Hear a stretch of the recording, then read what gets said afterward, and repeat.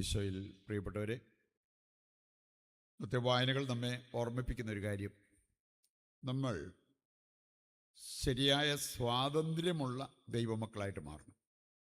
സ്വാതന്ത്ര്യം നശിപ്പിക്കുന്ന കാര്യങ്ങൾ എന്തൊക്കെയെന്ന് ഈ വചനഭാഗങ്ങൾ നമ്മളെ ഓർമ്മിപ്പിക്കുക.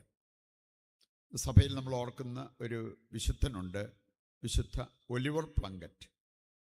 അദ്ദേഹം മെത്രാനായിരുന്നു. അദ്ദേഹം സഭയുടെ സ്വാതന്ത്ര്യത്തിന് വേണ്ടി, സഭയ്ക്കെതിരെയുള്ള പീഡനങ്ങളും അങ്ങനെയുള്ള കാര്യങ്ങളൊക്കെ വന്നപ്പോൾ സ്വാതന്ത്ര്യത്തിന് വേണ്ടി ധീരതയോടെ പൊരുതിയ ഒരു വ്യക്തി. അദ്ദേഹത്തിന് അറിയാമായിരുന്നു അങ്ങനെ ഒരു കാര്യത്തിലേക്ക് ഇറങ്ങി തിരിച്ചാൽ ചിലപ്പോൾ തല പോകുന്നു. പക്ഷെ അതൊന്നും വകവയ്ക്കാതെ കണ്ട് ആ സ്വാതന്ത്ര്യത്തിന് വേണ്ടി സ്വന്തം ജീവൻ പോലും ബലികഴിക്കാൻ തയ്യാറായി. അദ്ദേഹം വധിക്കപ്പെട്ടു. ഒരു തെറ്റിദ്ധാരണയുടെ പുറത്ത് എന്നൊക്കെ പറയപ്പെടുന്നു. വധിക്കപ്പെട്ടു. പക്ഷെ മരണം വന്നാലും അത് എടുക്കാനുള്ള ധൈര്യത്തോടെ മുമ്പോട്ട് പോയ ഒരു വ്യക്തിയാണ്. ശരിക്കും ഈ വിശുദ്ധ ഒലിവർ പ്ലങ്കറ്റിന് ഉണ്ടായിരിക്കേണ്ട സ്വാതന്ത്ര്യം ഉണ്ടായിരുന്നു എന്ന് പറയാൻ പറ്റും. സ്വാതന്ത്ര്യം, ശരിക്കും സ്വാതന്ത്ര്യം എന്താ? നമ്മൾ കാണുന്നുണ്ട് ഗലാത്യർ 5-ാം അധ്യായം, അതിൻ്റെ ആദ്യ വചനം 13-ാമത്തെ വചനം ഒക്കെ എടുക്കുമ്പോൾ സ്വാതന്ത്ര്യത്തിലേക്ക് വിളിക്കപ്പെട്ടവരാണ് നമ്മൾ. എന്താണ് ശരിക്കും സ്വാതന്ത്ര്യം?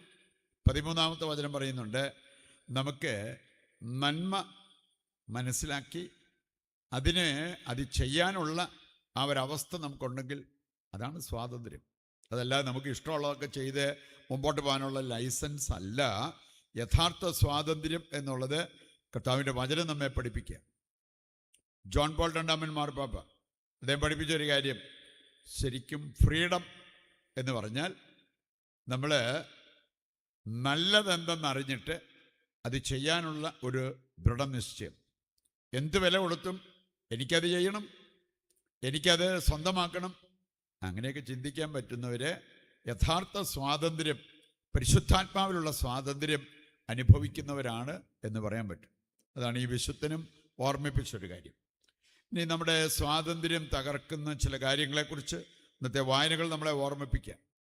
ആദ്യ വായനയിൽ നമ്മൾ കണ്ടു, നമുക്കിഷ്ടമുള്ള കുറേ കാര്യങ്ങളൊക്കെ ചെയ്ത് നമ്മളെല്ലാ ദിവസവും പള്ളിയിൽ പോയേക്കാം എന്ന് വിചാരിച്ചാലും ദൈവത്തിനത് പ്രീതികരമാകണമെന്നില്ല.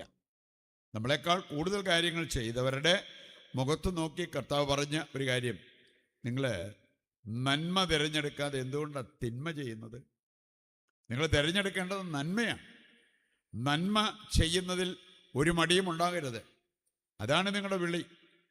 എന്നിട്ട് ഇന്നത്തെ ആദ്യ വായനയിൽ നമ്മൾ കേട്ടൊരു കാര്യം, ആമോസ് 5:24 വരുമ്പോൾ, നീതി ജലം പോലെ ഒഴുകട്ടെ, സത്യം ഒരിക്കലും വറ്റാത്ത നീർച്ചാല് പോലെ. നീതി ജലം പോലെ ഒഴുകട്ടെ.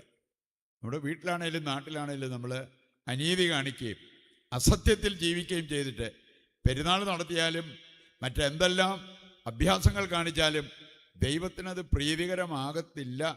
ദൈവത്തിന് നമ്മുടെ ജീവിതം സ്വീകാര്യമാകില്ല എന്നുള്ളത് ഈ വചനഭാഗം കൃത്യം നമ്മളെ ഓർമ്മിപ്പിക്കുന്ന കാര്യം. അതുകൊണ്ട് നമുക്ക് സുഖമുള്ള, താല്പര്യമുള്ള കുറച്ച് കാര്യങ്ങളൊക്കെ ചെയ്തേക്കാം എന്ന് വിചാരിച്ചു പോയാൽ പോരാ. സത്യം, നീതി ചങ്കോട് ചേർത്ത് പിടിക്കണം. അതിന് എതിരായി വരുന്ന കാര്യങ്ങൾ എന്ത് വില കൊടുത്തും നമുക്ക് മാറ്റിയെടുക്കാൻ സാധിക്കണം എന്നുള്ളത് കർത്താവിൻ്റെ വചനം നമ്മെ ഓർമ്മിപ്പിക്കാം. ഇവിടെ സ്വാതന്ത്ര്യം നശിപ്പിക്കുന്ന ഒരു കാര്യം ഇന്നത്തെ സുവിശേഷഭാഗത്ത് നമ്മൾ കണ്ടു, പിശാച് ബാധിതൻ. അത് മർക്കോസ് 5-ാം അധ്യായം വായിച്ചാൽ ഏറ്റവും വിശദീകരിച്ച് ഈ പിശാച് ബാധിതനെ കുറിച്ച് പറഞ്ഞിരിക്കുന്നത് മർക്കോസ് 5-ൽ. ഇനി അവിടെ നമുക്ക് കാണാൻ സാധിക്കും ചില കാര്യങ്ങൾ, അതിൻ്റെ ചില പ്രത്യേകതകളെക്കുറിച്ച് അവിടെ പറഞ്ഞിട്ടുണ്ട്.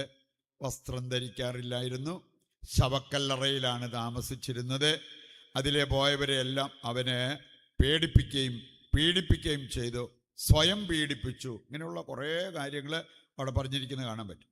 ഒരു പിശാചിൻ്റെ പ്രവർത്തനം നമ്മളിലുണ്ട്.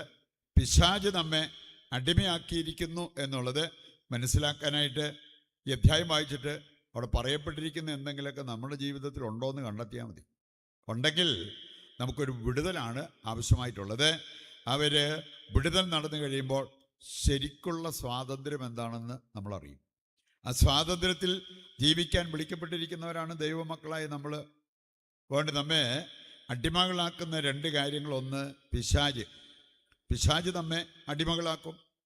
2 തീമോത്തി 2-ാം അധ്യായത്തിൻ്റെ 26 വായിച്ചാൽ അവിടെ പറഞ്ഞിട്ടുണ്ട്, പിശാച് ദൈവമക്കളെ അടിമകളാക്കുന്ന എന്തിനു വേണ്ടിയാ? അവരെ കൊണ്ട് അവൻ്റെ ഇഷ്ടം നടത്തിക്കണം. അവൻ്റെ ഇഷ്ടം. നമുക്കറിയാലോ, ആരെങ്കിലും നമ്മളെ ഹൈജാക്ക് ചെയ്ത് കൊണ്ടുപോയിട്ട് അടിമകളാക്കി ബന്ധികളാക്കി മാറ്റിയാൽ പിന്നെ അവർ പറയും പോലെയൊക്കെ നമ്മൾ ചെയ്തോണം. അതിനുവേണ്ടിയാണ്. എന്ന് പറഞ്ഞ പോലെ ദൈവത്തിൻ്റെ ഇഷ്ടം നിറവേറ്റുന്നതിനേക്കാൾ പിശാചിൻ്റെ ഇഷ്ടം നിറവേറ്റാൻ വേണ്ടി അവൻ ദൈവമക്കളെ അടിമകളാക്കിയിരിക്കുന്നു. വചനം പറയാണ്, വേണമെങ്കിൽ നിങ്ങൾക്ക് സുബോധം വീണ്ടെടുത്ത് അവരടിമത്വത്തിൽ നിന്നും മോചനം പ്രാപിക്കാൻ പറ്റും. വേണ്ടേ? അടിമകളായിട്ട് ജീവിക്കാം. നമ്മളതിനുള്ള പരിശ്രമം നടത്തുന്നില്ലേ? നമ്മൾ അടിമകളായിട്ട് തുടരും.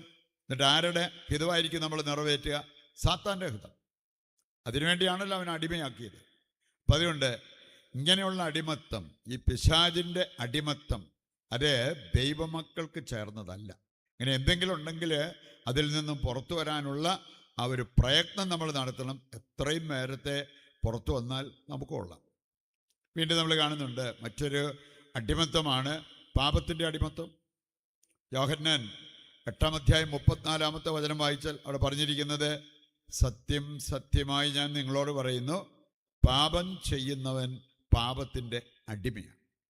നമ്മൾ ചെയ്യാറുള്ളത് പാപമാണോ അതോ പുണ്യമാണോ? നമ്മളെ ദൈവം വിളിച്ചിരിക്കുന്നത് പുണ്യങ്ങൾ അഭ്യസിക്കാനാണ്. ദൈവത്തിന് ഏറ്റവും പ്രീതികരമാകുന്ന ഒരു ബലിയെക്കുറിച്ച് ഹെബ്രായ ലേഖനം 13:16 വായിച്ചാൽ മതി. നന്മ ചെയ്യുക, നിങ്ങൾക്കുള്ളവ പങ്കുവയ്ക്കുക. അത്തരം ബലികൾ കർത്താവിന് പ്രീതികരമാണ്. ഇതാണോ അതോ നമ്മുടെ ഇൻട്രസ്റ്റ് തിന്മ ചെയ്യുക, പാപസുഖത്തിലേക്ക് പോവുക, ഏതു വിധേനയും നമ്മൾ ആഗ്രഹിക്കുന്ന കാര്യങ്ങൾ നേടിയെടുക്കുക, അങ്ങനെയുള്ള മനോഭാവമാണോ? അതല്ല ദൈവമക്കൾക്കുണ്ടാകേണ്ടത് എന്ന് വചനം കൃത്യമായിട്ട് നമ്മെ ഓർമ്മിപ്പിക്കുന്നു. നമ്മൾ നിയമാവർത്തനം 30:15 വായിച്ചാൽ അവിടെ പറഞ്ഞിട്ടുണ്ട്, നിന്റെ മുമ്പിൽ നന്മയും തിന്മയും ഞാൻ വെച്ചിട്ടുണ്ട്, രക്ഷയും ശിക്ഷയും ഞാൻ വെച്ചിട്ടുണ്ട്, നിനക്കിഷ്ടമുള്ളത് തിരഞ്ഞെടുക്കാം. സുബോധമുള്ളവർ നല്ലത് തിരഞ്ഞെടുത്ത് സ്വർഗത്തിൽ പോകാൻ നോക്കും. അല്ലാത്തവരാണ് പാപസുഖം തിരഞ്ഞെടുത്ത് നിത്യനാശത്തിലേക്ക് തള്ളപ്പെടുക. അത് നമുക്ക് വരാതിരിക്കാൻ ആഗ്രഹിക്കുകയും ദൈവത്തിൻ്റെ കൃപയ്ക്കായിട്ട് ഈ ബലിയിൽ പ്രത്യേകം പ്രാർത്ഥിക്കുകയും ചെയ്യാം.